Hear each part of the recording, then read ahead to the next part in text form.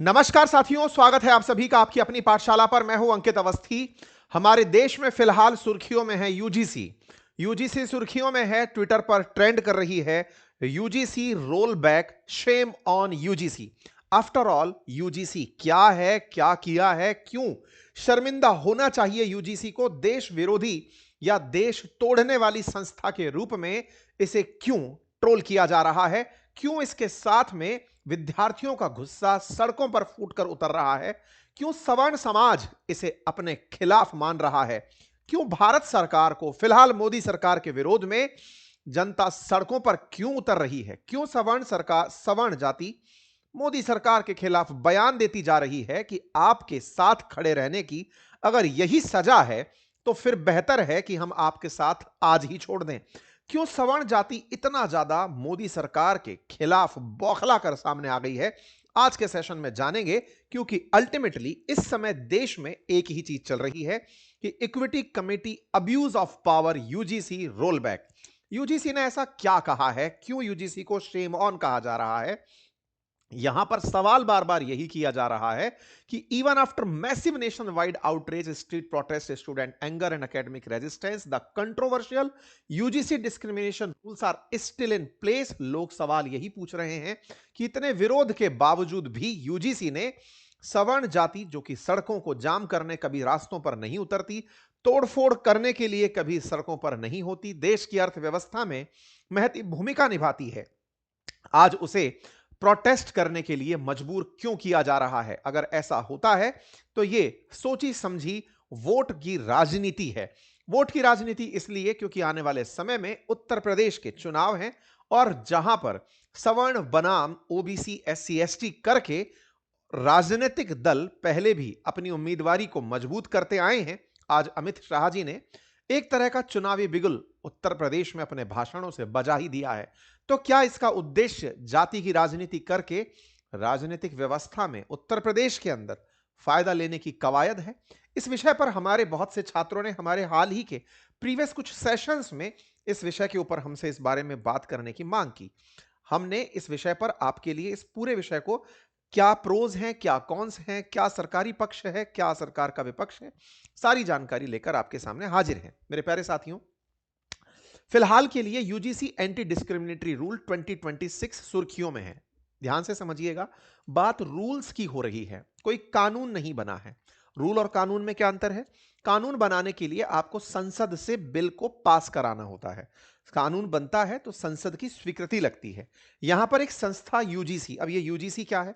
अगर आप यूनिवर्सिटी में पढ़े हैं तो आपको यूनिवर्सिटी को जिस संस्था ने मान्यता दी हो कि तुम यूनिवर्सिटी कहलाओगी, वो यूजीसी होती है, यानी कि यूनिवर्सिटी ग्रांट कमीशन, जो यूनिवर्सिटी को ये कहती है कि हाँ भैया, तुमको ग्रांट कर रहे हैं कि तुम यूजीसी, तुम यूनिवर्सिटी हो, तुम्हारी डिग्रीज को हम मान्यता देते हैं। तुम्हारे लिए अगर प्रोफेसर चाहिए तो उनका परीक्षा, कॉलेज का लेक्चरर चाहिए तो उसकी परीक्षा के लिए ये नेट का एग्जामिनेशन लेते हैं। इस तरह का एक संस्थान देश के अंदर, जैसे गवर्निंग बॉडीज स्टॉक मार्केट में सेबी काम कर रही है, बैंकों के लिए आरबीआई काम कर रही है, ऐसे ही हायर एजुकेशन के अंदर एक गवर्निंग बॉडी के तरह से यूजीसी काम करती है। भारत सरकार के अधीन काम करने वाली यूजीसी, यूजीसी एक्ट 1956 के थ्रू स्टैब्लिश हुई थी। 1956 एक्ट से इसे पावर मिलती है। मौलाना अबुल कलाम आजाद ने इसे इनॉग्रेट 1953 में किया था, लेकिन उसके बाद में इसे एक विधिक संस्था की दर्जा मिली 1956 में। इसका हेडक्वार्टर नई दिल्ली में है। इस कमीशन के अंदर स्टेटरी बॉडी होने के नाते देश की यूनिवर्सिटीज में किस तरह का एजुकेशन सिस्टम होगा, क्या पढ़ाया जाएगा, किस तरह की व्यवस्थाएं होंगी, इनको लेकर यह समय समय पर अपनी गाइडलाइंस देती रहती है। आसान भाषा में, अगर किसी संस्था के पास यह शक्ति हो कि वो ये निर्धारित कर पाए कि किस यूनिवर्सिटी या कॉलेज को मान्यता रहेगी, ये पावर अगर उसके पास है तो वो यूनिवर्सिटी और कॉलेजेस के लिए कुछ नियम बनाती है। और ऐसे ही हाल ही में इसने एक नियम बनाए हैं और उन नियम को नाम दिया गया है एंटी डिस्क्रिमिनेटरी रूल 2026। इसके नियमों की पालना ना करने पर क्या पनिशमेंट है वो पहले जान लीजिए। इसके नियमों की पालना ना करने पर कॉलेज बंद हो सकता है, उसकी मान्यता रद्द हो सकती है, यूनिवर्सिटी की मान्यता रद्द हो सकती है, या फिर जिन छात्रों पर आरोप है कि उन्होंने डिस्क्रिमिनेशन किया है, क्योंकि यहां पर एंटी डिस्क्रिमिनेशन रूल है। तो जिन्होंने डिस्क्रिमिनेशन किया है उनकी डिग्रीज हॉल्ट पे जा सकती हैं, उन्हें कॉलेज की डिग्री और यूजीसी द्वारा आयोजित परीक्षाओं में बैठने से रोका जा सकता है। एक प्रकार से समझिए कि ग्रेजुएशन की डिग्री में उन्हें और बाद में सरकारी नौकरी या यूजीसी द्वारा आयोजित कोई भी पात्रता परीक्षा में बैठने से वंचित किया जा सकता है। तो यूजीसी ने एंटी डिस्क्रिमिनेशन रूल्स क्या बनाए हैं, नाम से पता चल रहा है डिस्क्रिमिनेशन को रोकने के लिए कुछ रूल बनाए गए हैं। अब इन रूल का थोड़ा सा बैकग्राउंड जान लेते हैं, रूल की कहानी और उसके पीछे की पटकथा को थोड़ा सा समझ लेते हैं। आपको याद होगा हमारे देश में दो बड़े मामले हुए हैं, बहुचर्चित मामले हुए हैं। हालांकि हमारे देश में हर घंटे के अपराध होते हैं, हर घंटे से कोई ना कोई अपराध हो रहा है, कुछ लिखे जा रहे हैं, कुछ नहीं लिखे जा रहे हैं, लेकिन कुछ अपराध या कुछ घटनाएं या फिर कुछ ऐसे इंसिडेंट्स होते हैं जो बहुचर्चित हो जाते हैं। उनमें से दो बहुचर्चित मामले, उनमें एक है रोहित वेमुला और एक है पूजा ताड़वी। ये दो मामले देश के अंदर राजनीति में बहुत बड़ा स्थान ले गए। रोहित वेमुला का मामला वर्ष 2016 का है, जो हैदराबाद विश्वविद्यालय के अंदर पढ़ने वाला एक छात्र था, पीएचडी कर रहा था। अपने कमरे के अंदर इसकी आत्महत्या होती है और यह व्यक्ति मरने के बाद जब मुद्दा बाहर निकल कर आता है तो पता चलता है कि इसकी मृत्यु के बाद, मतलब इसकी मृत्यु के पीछे कारणों में जातिगत भेदभाव एक बड़ा कारण पाया गया था। हालांकि बाद की रिपोर्ट्स में कुछ जानकारियां निकल कर आई कि इसने ऐसा नहीं कहा था। इसके आत्महत्या में कहीं भी इस तरह की जानकारी नहीं थी, इस नोट में कोई जानकारी नहीं थी। तमाम प्रकार की राजनीति हुई, यहां तक जानकारी बाद में निकल कर आई कि यह व्यक्ति ऐसी था ही नहीं, ये फेक ऐसी सर्टिफिकेट के साथ था। इस तरह का भी मार्केट में न्यूज का इंफॉर्मेशन रहा। हालांकि हमारे देश के प्रमुख विवादों में रोहित वेमुला का मामला रहा। दूसरा मामला था पायल तड़वी का मामला। पायल तड़वी मुंबई के अंदर बीवाई नायर अस्पताल जो है उसके अंदर गायनेकोलॉजी डिपार्टमेंट के अंदर पीजी कर रही थी। वो भी अपने कॉलेज में हॉस्टल रूम के अंदर उन्होंने अपनी आत्महत्या कर ली। उसके पीछे भी परिवारजनों का आरोप लगा कि उसके जो 3 सीनियर थे वो उसे जाति के आधार पर, क्योंकि तड़वी अनुसूचित जनजाति में आती हैं, तो उन्हें प्रताड़ित किया करते थे। यह मामला भी हमारे देश के बड़े मामलों में रहा और इसके चलते 3 वरिष्ठ डॉक्टरों को गिरफ्तार किया गया और उन पर रैगिंग और एट्रोसिटी एक्ट के तहत मामला दर्ज किया गया। इन दो मामलों के बाद में, क्योंकि एक मामला 2019 का है और एक मामला 2016 का है, तो यह मामला उठा कि कॉलेजेस के अंदर बच्चों के साथ जाति के आधार पर अगर भेदभाव हो रहा है तो कॉलेज कुछ कर क्यों नहीं रहे हैं। तो इसके लिए जिम्मेदार बॉडी यूजीसी से कहा गया कि आप कॉलेजेस के अंदर भेदभाव को दूर करने के लिए कुछ रूल्स क्यों नहीं बनाते। अगर कॉलेजेस में भेदभाव होता है तो उनको दूर करने के लिए कॉलेज में, ताकि अनुशासनात्मक स्तर पर कार्रवाई हो सके, लोगों को रोका जा सके, इसके लिए कोई कानून क्यों नहीं बनाते, कोई गाइडलाइंस क्यों नहीं बनाते। यूजीसी से डिमांड किया जाना शुरू हुआ। यह मामला उठते हुए सुप्रीम कोर्ट पहुंचता है। रोहित वेमुला की मां और पायल तड़वी की मां सुप्रीम कोर्ट पहुंचती हैं। 2019 में मामला हाईलाइट होता है। परिसर के अंदर भेदभाव को लेकर के कि जो कॉलेज कैंपसेस हैं उनमें भेदभाव ना हो, इसके लिए यह मामला सुप्रीम कोर्ट पहुंचता है। सुप्रीम कोर्ट इसे बेहद संवेदनशील मामला मानता है और यूजीसी से कहता है कि आप इस भेदभाव को रोकने के लिए कोई रूल बनाकर लेकर आइए। यूजीसी अपनी तरफ से वर्ष 2025 में सुप्रीम कोर्ट को बताती है कि हमने यूनिवर्सिटीज और कॉलेजेस के लिए जाति के आधार पर भेदभाव ना हो या फिर इंसल्ट ना हो, उसके लिए ड्राफ्ट रेगुलेशन तैयार कर लिए हैं। यानी वो उपबंध बना लिए हैं जिन्हें लागू करते ही हम यूनिवर्सिटीज और कॉलेजेस में जाति के आधार पर हो रहे इन भेदभावों को रुकवा सकेंगे। यहां पर एक तथ्य जान लेना बहुत ज्यादा जरूरी है और वो ये है कि हमारे देश में जातिगत भेदभाव सवर्ण के द्वारा ही अदर जातियों का होता हो ऐसा नहीं है। हमारे देश में जातिगत भेदभाव सेम जाति में भी होता है। इवन अनुसूचित जाति, अनुसूचित जनजाति में भी स्तरीकरण हो रखा है। अनुसूचित जनजाति के अंदर भी एक जाति अपने आप को दूसरी जाति से श्रेष्ठ समझती है। हमारे देश के अंदर अनुसूचित जातियों में भी इसी तरह की श्रेष्ठता का भाव पाया जाता है। यही कारण है कि फिलहाल सरकार सब डिवीजन करने के बारे में प्लान कर रही है। कास्ट के अंदर सब क्लासिफिकेशन के बारे में प्लान कर रही है। कैटेगरी के अंदर सब क्लासिफिकेशन के बारे में प्लान कर रही है कि कुछ कैटेगरी के अंदर भी अपने आप को श्रेष्ठ मानती हैं। जातिगत श्रेष्ठता का जिनमें भाव है वो अपने से निम्नतर जाति के लोगों के साथ भेदभाव करते हैं। लेकिन यूजीसी ने इसे बिल्कुल ब्लैक एंड व्हाइट करते हुए 4 भागों में, एससी एसटी ओबीसी और जनरल, इन 4 भागों में समझा और इसने जो रूल ड्राफ्ट तैयार किए उनमें यह तय किया कि जनरल और ओबीसी वर्सेस एससी और एसटी, लेकिन ओबीसी के लोगों ने कहा कि हमारे साथ भी जातिगत भेदभाव होता है और ऐसी स्थिति में अगर हमारे साथ जातिगत भेदभाव होता है तो हमें भी रूल्स में इनके साथ रखा जाए, अर्थात SC, ST, OBC versus general, यानी कि जनरल कास्ट के द्वारा इन तीन जातियों के साथ भेदभाव होता है। यूनिवर्सिटी में अगर इस तरह के भेदभाव होते हैं तो यूजीसी एक रूल लेकर आती है कि सवर्ण जाति के छात्रों के द्वारा अगर इन तीन लोगों के साथ या इन तीन जाति के सदस्यों के साथ किसी भी प्रकार का जातिगत भेदभाव होता है तो उनके खिलाफ शिकायत कराई जा सकती है। ये वो रूल थे। फरवरी 27 को सुप्रीम कोर्ट को सूचित किए गए।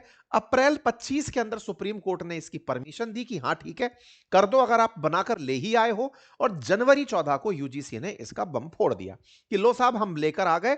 अब हायर एजुकेशनल इंस्टीट्यूशंस में अगर कहीं भी यह पाया जाता है कि वो जाति के आधार पर कोई डिस्क्रिमिनेशन हो रहा है तो उस डिस्क्रिमिनेशन के आधार पर पनिश किया जा सकेगा। इस डिस्क्रिमिनेशन को रोकने का विधान बनाया गया कि कॉलेजेस में कैसी कैसी बॉडीज बनेंगी, क्या तरीका होगा, ऑम्बुड्समैन क्या होगा, शिकायतें कब होंगी, कहां होंगी, ये सारी व्यवस्थाएं कर दी गई। इसके संस्थागत रूप में ही सबसे पहली दिक्कत निकल कर आई। सबसे बड़ी दिक्कत इस बात पर कि सवर्ण ही जातिगत आधार पर विभेद कर रहा है, यह कैसे सिद्ध किया जा सकता है। यूजीसी के पास ऐसा कौन सा लिटमस पेपर है जिससे वो यह जांच पा रहा है कि जनरल कास्ट के बच्चे ने ही ओबीसी, एससी, एसटी के साथ भेदभाव किया है। यह कैसे सिक्योर नहीं कर पाओगे कि ओबीसी भी जनरल के एससी, एसटी के साथ भेदभाव कर सकता है। रिवर्स इसका भी है कि क्या यह सुनिश्चित कर पाओगे कि जो ब्राह्मण्स हैं या सवर्ण हैं, जो सवर्ण जाति के अंदर वैश्य भी हैं, ब्राह्मण भी हैं, राजपूत भी हैं, कायस्थ भी हैं, इन लोगों के साथ जैन भी हैं, इन लोगों के साथ कोई डिस्क्रिमिनेशन या इनके साथ कोई ऐसी टीका टिप्पणी या इनके साथ कोई विभेद या इनको जैसे कश्मीर में पंडितों को निशाना बनाया गया ऐसे करके निशाना नहीं बनाया जा रहा है। इसका यूजीसी के पास क्या अपडेट है? क्योंकि जेएनयू की दीवारों पर हाल ही में एक सुर्खी काफी चर्चा में रही थी जहां ब्राह्मणों के खिलाफ बयान लिखे गए थे। बीएचयू की दीवारों पर भी कुछ ऐसी ही तस्वीरें देखी गई थी। तो ऐसी स्थिति में यूजीसी ने इन रूल्स को बनाते समय, और ये कानून नहीं है, एक संस्था के द्वारा बनाए गए रूल हैं, सुप्रीम कोर्ट के आदेश की पालना में, और उन रूल्स को अप्लाई करा दिया गया है। और ऐसे में यहीं से विवाद होना शुरू होता है। देश के अंदर पूरी तरह से एक बहस छिड़ जाती है कि पहले समानता के नाम पर कॉलेजेस के अंदर, एडमिशन के अंदर, मेरिट्स के अंदर, नौकरियों के अंदर समानता के नाम पर आरक्षण दिया गया। आरक्षण के बाद में अब उनके साथ में अगर कोई भेदभाव कर रहा है तो इस भेदभाव से विरोध नहीं है, भेदभाव नहीं होना चाहिए, यह हर व्यक्ति चाहता है। लेकिन भेदभाव की दुर्भावना के विरुद्ध अगर किसी को केवल टारगेट किया गया क्योंकि अब जनरल कास्ट माइनॉरिटी रहेगी, और अगर ऐसे में अगर उसको टारगेट करके उनके खिलाफ इसका इस्तेमाल किया गया तो उससे बचने का उपबंध क्या है? सवाल यह नहीं कि एंटी डिस्क्रिमिनेशन हो रहा है सवर्ण, सवाल यह है कि यह रूल ऐसी स्थिति में कि जब इन कानूनों का उपयोग सवर्ण के विरोध में किया गया या सवर्ण के खिलाफ उसे फंसाने के लिए, एक फैकल्टी, एक लेक्चरर जिससे आपको नहीं समझ में आ रहा, उसने आपके खिलाफ कोई एक्शन लिया कॉलेज में, आप उसके खिलाफ यह कानून लागू करवा देते हैं। कोई छात्र जो बहुत अच्छा एकेडमिक्स में कुछ कर रहा है उसके खिलाफ आप इस तरह की डिग्री, इस तरह का बयान दे देते हैं कि साहब ये सवर्ण जाति से है और इसने फला फला छात्र के साथ इस तरह का दुर्व्यवहार किया। यूजीसी के रूल में सवर्ण जाति के जो छात्र पढ़ रहे हैं या शिक्षक जो काम कर रहे हैं, कर्मचारी जो काम कर रहे हैं, उनके खिलाफ अगर इस रूल का उपयोग हुआ तो उस रूल से बचाव के लिए क्या दिया गया है?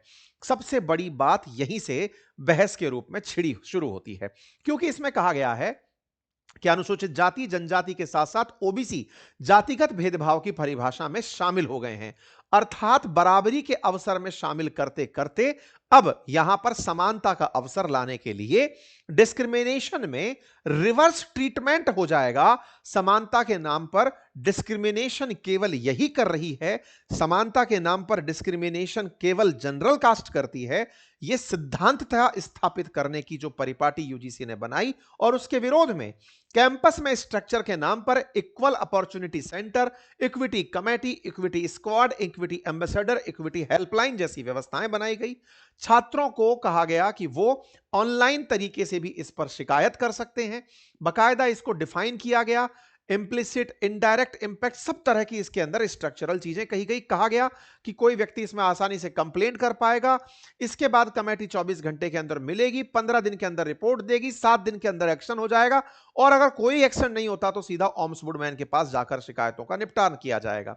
और अगर ये नॉन कंप्लायंस कर देती हैं यूनिवर्सिटीज, तो उन्हें यूजीसी की स्कीम से, डिग्री प्रोग्राम से, ऑनलाइन कोर्सेज से और इवन यूजीसी के रिकॉग्निशन से बाहर कर दिया जाएगा।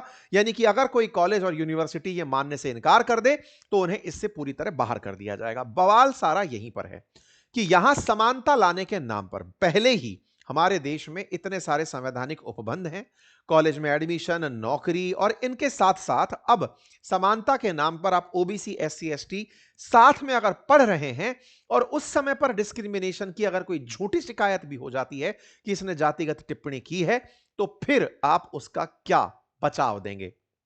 इसी के खिलाफ देश के अंदर, राजस्थान के अंदर 4 जातियों की तरफ से ब्राह्मण महासभा, कायस्थ महासभा, वैश्य संगठन और करणी सेना ने मिलकर समाज सर्व सवर्ण समाज समन्वय समिति S4 का गठन किया है और सरकार को अपनी तरफ से यह बात लिखकर दी है कि शिकायतकर्ता इक्विटी कमेटी की रिपोर्ट से अगर संतुष्ट नहीं होता तो वह कॉलेज के अंदर ओम्बुड्समैन के पास जाकर अपील कर सकता है। अगर यह घटना टारगेटेड होने लगी और इस टारगेटेड घटना में इस तरह के उदाहरण कि ब्राह्मणों तुम्हारी कब्र खुदेगी, इस तरह के उदाहरण दिखने लगे या फिर सवर्ण समाज के खिलाफ बयान दिखने लगे, तो क्या करेंगे? जो कश्मीरी पंडितों के खिलाफ कश्मीर में हुआ, जेएनयू की दीवारों पर, बीएचयू की दीवारों पर जो लिखा दिखा, अगर ऐसी घटनाएं रिपीटेटिव होंगी तो फिर इसका क्या करोगे? बचाव क्या है? इसके चलते सवर्ण समाज, अच्छा, सवर्ण समाज के साथ एक मुसीबत क्या है? यह हमेशा से, क्योंकि व्यापारी समूह रहा है, पढ़ा लिखा समूह रहा है, तो इनकी एक बायस हमेशा से रही बीजेपी के साथ। शुरुआत में बीजेपी के बारे में एक टैगलाइन हुआ करती थी कि ये सवर्ण की पार्टी है, सवर्ण समाज की पार्टी है। लेकिन बीजेपी आजकल, क्योंकि सवर्ण समाज तो ज्यादा स्मार्ट हो गया, नौकरी पा गया, धंधे में घुस गया, बढ़िया से उसको लग गया कि हाँ भाई विदेश भी जा सकते हैं, तमाम अपॉर्चुनिटीज पढ़ लिख करके निकल गया, तो सवर्ण समाज वोट बैंक नहीं बचा। बीजेपी को लगा कि सवर्ण के साथ लेकर के कौन सा चुनाव जीता जा सकता है, जातिगत राजनीति में ना घुसा जाए तब तक कैसे फायदा होगा।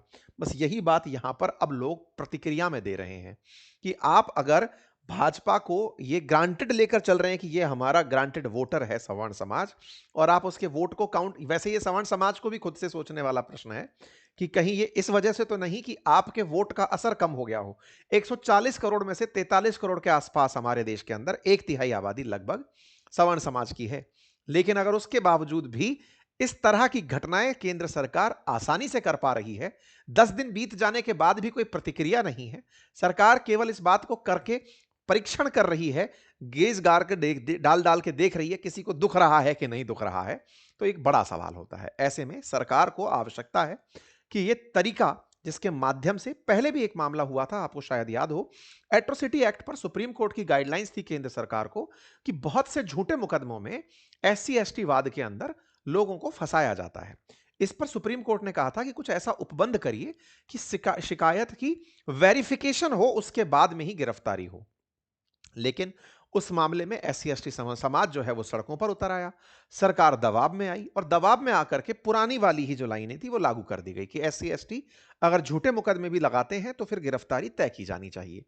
अर्थात दबाव की राजनीति अगर प्रेशर ग्रुप बनकर जातीय समूह करने लगे तो ये देश ये भूल जाए कि ये तरक्की की राह के लिए आगे सोच रहा है कि अमेरिका ने हमारे साथ क्या कर दिया, चाइना हमारी जमीन दबाकर बैठ गया, पाकिस्तान ने हमारे इतने राफेल गिरा दिए। ये जो खबरें हैं ये खबरें केवल फिर खबरें ही रह जाएंगी, क्योंकि देश में अगर जाति के आधार पर ही लड़ने की व्यवस्था शुरू हो गई और कॉलेज के स्तर पर जहां पे लोग एक साथ रहना सीखते हैं, अगर आप उन्हें एक दूसरे के खिलाफ इस तरह का बीज डालकर पहले से भेजेंगे कि सुनो अगर ये लड़का टॉपर है और ये सवर्ण जाति से आता है, सुनो इसको 2 मिनट में गिरा सकते हैं। बोले तरीका क्या है? बोले जाओ बस शिकायत कर दो, वो इक्विटी कमेटी घूम रही है, वो 4 लड़के घूम रहे हैं, उनको बता दो कि साहब ऐसा ऐसा हुआ है, वो कर देंगे। और राज्य के आपको पता है यूनिवर्सिटीज के अंदर भी आजकल इलेक्शंस होते हैं और ऐसे में इलेक्शन के अंदर गुटबाजी होना शुरू हो जाएगी और ऐसे में फिर टारगेट करके लोगों के खिलाफ इसकी दुरुपयोग किया जाएगा। इसी के चलते समाज के कई सदस्यों के द्वारा इसका विरोध किया गया, करणी सेना के द्वारा फिर सरकार की तरफ से निशिकांत दुबे जी, हालांकि सरकारी पक्ष तो नहीं रख रहे थे, अपना पक्ष रखते हुए आए कि ये वही सरकार है जिसने 10% ईडब्ल्यूएस का आरक्षण दिया था। तो 10% का आरक्षण गिना करके आज के कृत्य को ठीक ठहराने वाले सरकार के जो नुमाइंदे हैं, इनको जनता ने खूब बढ़िया से ट्रोल किया। लोगों ने इनसे खूब सवाल पूछे कि सर कॉन्स्टिट्यूशनल ज्ञान तो मत दीजिए, संविधान में जो लिखा है वो तो उपलब्ध है ना अभी तक, यूजीसी रूल बना करके ये कहां से ले आती है? क्योंकि दुबे साहब कह रहे हैं कि नहीं नहीं चिंता मत करिए, सवर्ण जाति के ऊपर भी ये लागू होगा। लोगों ने उनको रूल दिखाया कि साहब ये एससी एसटी और ओबीसी पर ही लागू हो रहा है, इसमें सवर्ण की कहीं बात नहीं लिखी है। इस तरीके से मिथ्या धारणा फैलाकर आप घटना को ना दोहरा गुमराह करें। कुल मिलाकर सरकार के ऊपर इस समय ये विचारने का समय आ गया है कि सरकार विचार करे कि इस तरह की तथ्यात्मक त्रुटियां हैं या फिर ये जानबूझकर किए गए प्रयास हैं ताकि समाज में विभाजन हो और ज्यादा अच्छे से केंद्र सरकार हितैषी दिखे, सवर्ण विरोधी दिखे। क्योंकि सवर्ण तो अल्टीमेटली वोट बैंक है ही भाजपा का। उन्हें लगे कि देखिए केंद्र सरकार कितनी अच्छी है, तो ओबीसी एससी एसटी के लिए इस तरह के कानून को रखना चाहती है जिससे कि वो समाज ये संतुष्ट रहे कि समानता को लाने के लिए कितनी जबरदस्त तरीके से मेहनतें की जा रही हैं। समाज में कोई भी कानून वाकई में इंटेंशन अगर सही रख करके लाया जाए तो उसका सही लाभ भी होता है। आज आप प्रभावित हैं, कल कोई और प्रभावित होगा। आज मैं प्रभावित हूं, कल तुम प्रभावित होंगे। यह बात ध्यान रखना अत्यंत आवश्यक है। ऐसे में आज समाज को इस आईने से ऊपर उठकर देखना चाहिए कि क्या वाकई में हमें इस विषय के ऊपर संघर्ष की आवश्यकता है या फिर हमें एकजुट होकर के राजनीतिक दलों के द्वारा जाति के आधार पर की जा रही इस लड़ाई से हमें बचने की आवश्यकता है। देश में जाति के आधार पर लड़ाने वाली ताकतें, देश की तरक्की को रोकने वाली ताकतें सदैव सक्रिय रहती हैं। आवश्यकता है कि सरकार भी इस बात को समझे, हमारा समाज संगठित होकर के आज ये विषय केवल और केवल दलित वर्सेस जनरल का नहीं है कि सर्व समाज एक साथ इकट्ठा होकर के इस विषय में सरकार से इस बारे में रिक्वेस्ट करे कि आपको इस पर विचार करने की आवश्यकता है, समाज को तोड़ने की आवश्यकता नहीं है। इस तरह की जो लाइन है ये हमारे देश में आज अगर इस तरह की पैरवी की जाना शुरू हुई कि हां ये सही तरीका है, अगर इस बात को भड़काते हुए समाज के अंदर से कुछ वो लोग बाहर निकल कर आ जाएं जो कहने लगे कि एससी एसटी ओबीसी इस बात पर प्रदर्शन करने लगे कि नहीं हमारे लिए तो ये बहुत अच्छा कानून है, इस तरह से देश के अंदर दो प्रकार के विभाजन हो जाएंगे। जाति के आधार पर देश को टूटने की आवश्यकता नहीं होनी चाहिए। यह हम सबको समझने की जिम्मेदारी है, फिर चाहे आप किसी भी जाति वर्ग से संबंध रखते हो। उम्मीद है कि आप सभी को यह जानकारी समझ में आई हो। आज हमने आप लोगों के बहुत बहुत धन्यवाद।